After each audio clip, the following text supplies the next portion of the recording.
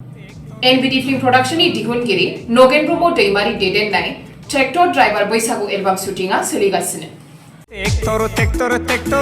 Tractor driver आङो ट्रेक्टरजोंनो हाल एवो बाला अन्थाइ रेगा बर'नि हारिमुखौ फोथांनानै लाखिनो थाखाय गुबुन बोसोरफोरनि बायदि देग्लायबो NBD Film Production नि दैदेननायाव गोदान बैसागु एलबामखौ नुनो मोनगोन। NBD Film Production नि दैदेननायाव नगेन ब्रह्म दैमारिनि दिथा होनायजों दिहुनजानाय बिथोन होनाय बे ट्रेक्टर ड्राइभार बैसागु मेथाइ एलबामा रायजो राजाफोरनि अनसायनायखौ मोननो हागोन होननानै नगेन ब्रह्म दैमारिया मिजिंथिनाय फोरमायो। ट्रेक्टर ड्राइभार बैसागु मेथाइखौ नगेन ब्रह्म दैमारियानो सुजुदों आरो बर'नि मुंदांखा देंखोगिरि नगेन बरगयारी आरो ददेरे बसुमतारी मोनहा रोजाबदोंमोन। गोसोखौबो बोनो सानो आंलाय अ आंनि सना लोगोसे बे मेथाइनि एलबामाव गाहाय फावखुंगुर महरै नगेन ब्रह्म दैमारि आरो फावखुंग्रि महरै अनसुमै बर'जों लोगोसे माखासे मोसाखावरि मोनहाबो गाहायै बाहागो लायो। बे बैसागु मेथाइ एलबामनि शुटिंखौ गरेस्वर हालामनि हालंबारि गामिनि माखासे जायगाफोराव लानाय जादों होननानै फोरमायदों नगेन ब्रह्म दैमारिया। NBD फिल्म प्रडाक्शनाव गासैबो सावथुन सुंद' सावथुन बैसागु एलबामफोरखौ NBD फिल्म प्रडाक्शन इउट्युब चेनेलाव नुनो मोनगोन होननानै नगेन ब्रह्म दैमारिया मिथिहोयो। बिदिनो नोंनि गोसोखौबो बोनो सानो आंलाय अ आंनि सना ददेरे गराय फाख्रि बेयावनो आङो गासै बर' रायजो राजा नोंथांमोननिसिम आंनि गोसो गोरबोनि अननायखौ बे बैसागु बोथोरनि समाव जासिहरनाय थाबाय। आंहा मोनसे चेनेल दङ NBD फिल्म प्रडाक्शन। बेयावनो आङो सम सम माने बर'नि खंख्ला हारिमुखौ एसेब्लाबो माने बुंहोनो थाखाय आङो सम मोनब्लानो एलबाम सिनेमा बानायो। दा बिदिनो आङो बोसोराव मोननै मोनथाम बैसागु मेथाइ नङा माबा मोनसे बेबायदिनो जायखिजाया मेथाइनि संनि एलबामब्लाबो बानायो। दा देग्लायबो बिदिनो आङो बानायदों। दा बे बानायनायखौ रायजो राजा नोंथांमोना अनसायगोन होननानै आं सानदों, नायगोन होननानै सानदों।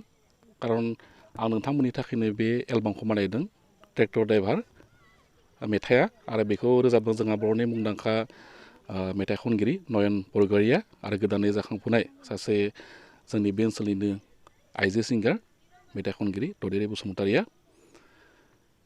मेथाइखौ आंनो सुजुदोंमोन, देंखोखौ बोनाय बायदि जाहैदों। ओमफ्राय मेथाइखौ आङो आरोबाव बांसिन साबना हामना खालामनो थाखाय रोंगौथि गोनां करिय'ग्राफार लाबोदों, डाइरेक्टर लाबोदों, केमेरामेनफोर लाबोदों, टेकनिशियानफोर। लोगोसे जोंहा नै अनसुमैया दङ, जोबोद मोजां मोसादों, जोबोद मोजां एक्सप्रेसन होदों। बाखि गासैबो थाफानाय जोंहा मोसाखावरि बिथांमोनाबो जोबोद मोजां एक्सप्रेसन होदों। आं सानदों बे ट्रेक्टर ड्राइभार बैसागु भिडिअ एलबामखौ जोंनि बर' रायजो राजाफोरा जोबोरैनो माने अनसायगोन, बजबनानै लागोन। आरो बेनि थाखाय आङो जाहाथे आंनि जा NBD फिल्म प्रडाक्शन बे इउटुब चेनेलखौ साबस्क्राइब खालामना लानो थाखाय आङो गासै रायजो राजा नोंथांमोनखौ आङो खावलायनाय जाबाय।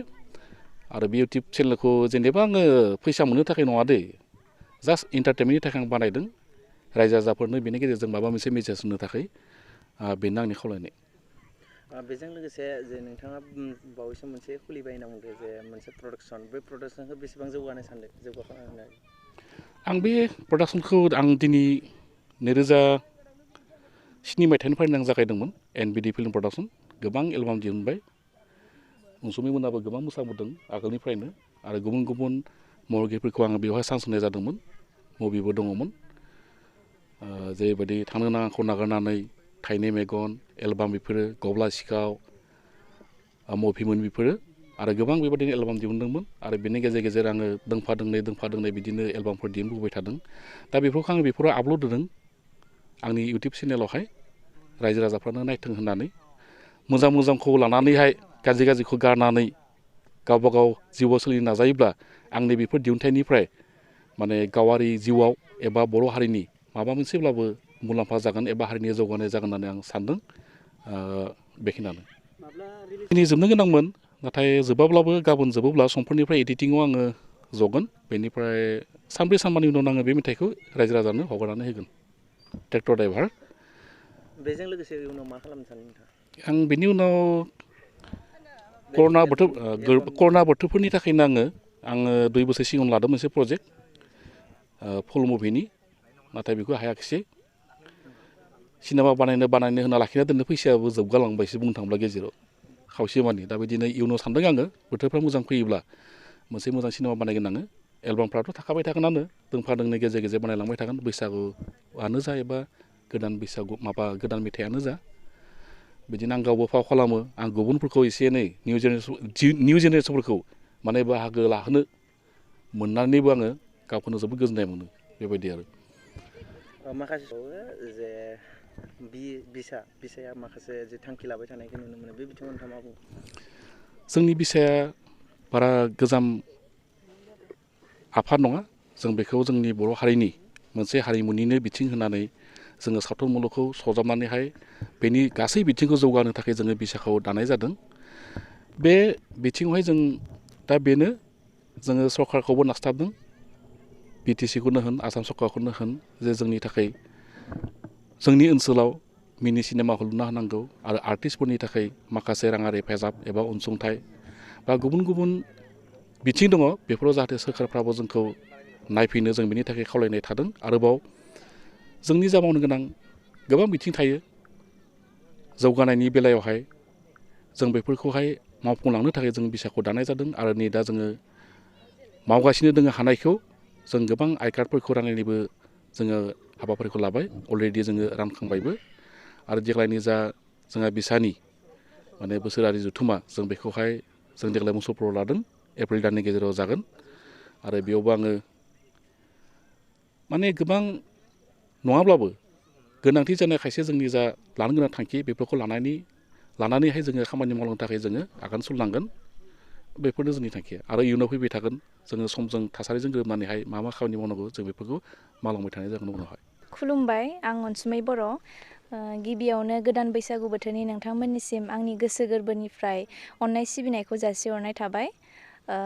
देग्लाय आङो एनबिडि फिल्म प्रडाक्सन होननाय बे प्रडाक्सनाव खामानि मावनानै जोबोद गोजोननाय मोन्दों दायो जोङो दोंसे बैसागु भिडिअ बानायगासिनो बिथांनि चेनेलावनो आसा खालामो नोंथांमोना अनसायगोन होननानै आरो बे सङा जोबोद मोजां बे मेथाइखौ खनदों आदा नयन बरगयारिया जोबोर मोजां मेथाइआ ओमफ्राय बे मेथाइनि टाइटेलानो जादों ट्रेक्टर ड्राइभार आसा खालामो नोंथांमोना बयबो मोजां मोनगोन होननानै गोदान बोसोरजों लोगोसे रायजो राजा बेखौनो खावलायो आङो जाहाथे नोंथांमोना न'आवनो मोजाङै थानानै मोजाङै रंजायो बाजायो मोजाङै बयबो खुसियै थायो होननानै नैबे बोसोराव जे नोंथाङा मोनबेसे जे एलबामाव बाहागो लाखो आं देग्लाय दा नैखौनो फार्स्ट टाइम बानायदों ओमफ्राय बानायबावनो सानदों आरो लासैनो बिदिनो मुभियाथ' आगोलनियानो आद्रा जाना दंखायो कर'ना जादोंमोन नालाय जितु 2 बोसोर गेप्स थादों बे मुभिया मोननै मुभियानो गेप्स थादों आंना बेखौनो दायो लाफिननो सानदों आरो देग्लाय मोनबेसे मुभियाव बाहागो लागोन मोनबेसे आरो एलबाम बाहागो लागोन ओरैनोथ' 8थासो जाबाय बिदिनो मुभि बानायनाया ओमफ्राय आद्राबो थानायफोरखौ बिदिनो लानाय जायाखैमोन नालाय रिलिजबो जायै दङ खायसे